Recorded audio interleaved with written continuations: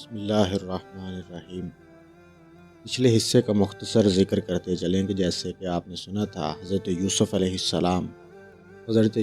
السلام اپنے والد حضرت یعقوب علیہ السلام کے سب سے لاڈلے بیٹے تھے اور ان کے جگر کا ٹکڑا ہیں۔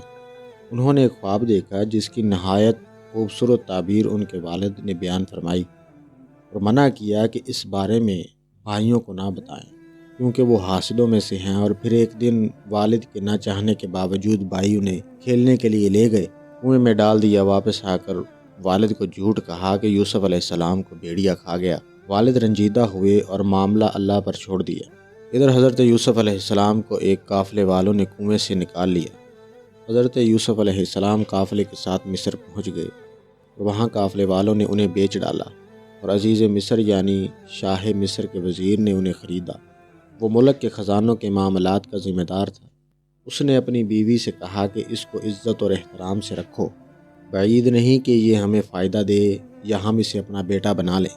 اسی طرح اللہ پاک نے حضرت یوسف علیہ السلام کو عزیز مصر کے گھر میں جگہ دی، یعنی ان میاں بیوی کے دل میں یہ بات ڈال دی کہ حضرت یوسف علیہ السلام کا خیال رکھیں اور حسن سلوک کریں، اور پھر یوسف علیہ السلام کو اور خوابوں کا علم عطا فرمایا۔ حضرت یوسف علیہ السلام جوانی کی دہلیز پر پہنچے تو آپ کا حسن و جمال اور مردانہ وجاہت اپنے عروج پر تھی۔ عزیز مصر کی بیوی آپ کے حسن پر فریفتہ ہو گئی اور آپ کو ورگلانے لگی، اور وہ نازیبا مطالبہ جو آپ کے مقام و مرتبہ کے لائق نہیں تھا، وہ مال و جمال میں بے مثال شاہانہ جاہ و جلال اور بھرپور شباب حاصل تھا۔ اس نے آپ کو اکیلے پا کر سب دروازے بند کر لیے اور پوری طرح بناؤ سنگار کر کے بہترین فاخرانہ لباس پہن کر انہیں برائی کی دعوت دینے لگی۔ حضرت یوسف علیہ السلام کہنے لگے، اللہ کی پناہ، میرا خاوند میرا آقا ہے اور اس گھر کا مالک ہے۔ اس نے مجھ پر احسان کیا اور عزت و احترام سے رکھا۔ بے انصافی کرنے والوں کا بھلا نہیں ہوتا اور میں بے انصافی کرنے والوں میں نہیں ہوں۔ پھر آپ اس عورت سے بچنے کے لیے دروازے کی طرف دوڑے۔ اس نے بھی آپ کا پیچھا کیا اور قمیض پکڑی تو وہ پھٹ گئی، اور اسی وقت دروازے کے قریب ہی عورت کا شوہر بھی مل گیا۔ عورت کا قصور تھا لیکن اس نے بات کرنے میں پہل کی تاکہ اپنے آپ کو بے گناہ ثابت کر سکے۔ کہنے لگی کہ یہ شخص تیری بیوی کے ساتھ برائی کا ارادہ رکھتا ہے، اس کی یہی سزا ہے کہ اسے قید خانے میں ڈال دیا جائے یا کوئی دردناک سزا دی جائے۔ حضرت یوسف علیہ السلام نے فرمایا کہ یہ عورت مجھے پھسلا رہی تھی۔ وہ نبیوں کی آل بھی تھے اور اللہ پاک نے آپ کو گناہ سے بچا لیا۔ اس معاملے میں عورت کے شوہر نے کسی دانا سے بات کی۔ اس نے کہا کہ اگر یوسف علیہ السلام نے چھیڑ چھاڑ کی ہو اور اس نے انہیں پیچھے ہٹانے کی کوشش کی ہو تو کرتا آگے سے پھٹا ہوگا اور عورت سچی ہے، لیکن اگر کرتا پیچھے سے پھٹا ہے تو اس کا مطلب ہے کہ عورت جھوٹی ہے اور یوسف سچا ہے۔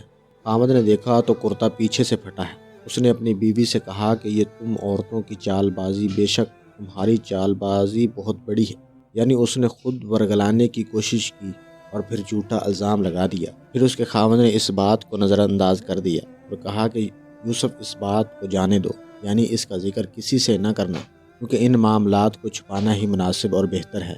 اور عورت کو حکم دیا کہ جو گناہ اس سے سرزد ہو گیا ہے اس پر استغفار کرے اور اپنے رب کے آگے توبہ کرے، کیونکہ بندہ جب اللہ کے آگے توبہ کرتا ہے اللہ اس کی توبہ کو قبول فرما لیتا ہے۔ عزیز مصر کی بیوی کا عشق شہر میں مشہور ہوا۔ دیگر رؤساء کی عورتوں نے اسے لان تان کرنا شروع کر دیا۔ اسے آر دلائی کہ وہ اپنے غلام پر فریفتہ ہو گئی ہے۔ عزیز مصر کی بیوی نے ان کی پرفریب غیبت کا حال سنا اور لوگوں کی باتیں اس تک پہنچیں تو اس نے چاہا کہ ان کے سامنے اپنا عذر پیش کرے اور واضح کرے کہ یہ جوان ویسا نہیں ہے جو وہ سمجھتی ہیں، ان کے غلاموں جیسا نہیں ہے۔ اس نے ان سب کے لیے اپنے گھر میں ایک ضیافت کا بندوبست کیا اور دعوت میں ایسی چیزیں تھیں جن کو چاقو یا چھری سے کاٹا جا سکے۔ بس اس نے ہر عورت کو چھری دی اور حضرت یوسف علیہ السلام کو بہترین لباس پہنا کر حکم دیا کہ عورتوں کے سامنے آئیں۔ آپ آئے تو 14ویں کا چاند بھی آپ کے سامنے ماند پڑ گیا۔ ان عورتوں نے آپ کو دیکھا تو عظمت و جلال سے مرغوب ہو گئی اور اس قدر مبہوس ہوئیں کہ انہیں اپنے آپ کا ہوش نہ رہا اور انہوں نے اپنے ہاتھ کاٹ لیے۔ انہیں زخموں کا احساس ہی نہ ہوا۔ ان کی زبان سے نکلا، اللہ کی پناہ، یہ انسان ہرگز نہیں ہو سکتی، یہ تو کوئی بزرگ فرشتہ ہے۔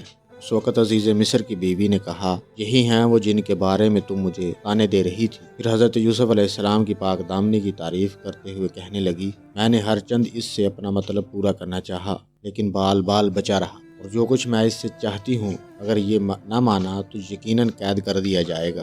حضرت یوسف علیہ السلام نے اللہ پاک سے دعا کی کہ اے میرے پروردگار، جس بات کی طرف یہ عورتیں مجھے دعوت دے رہی ہیں، اس سے زیادہ مجھے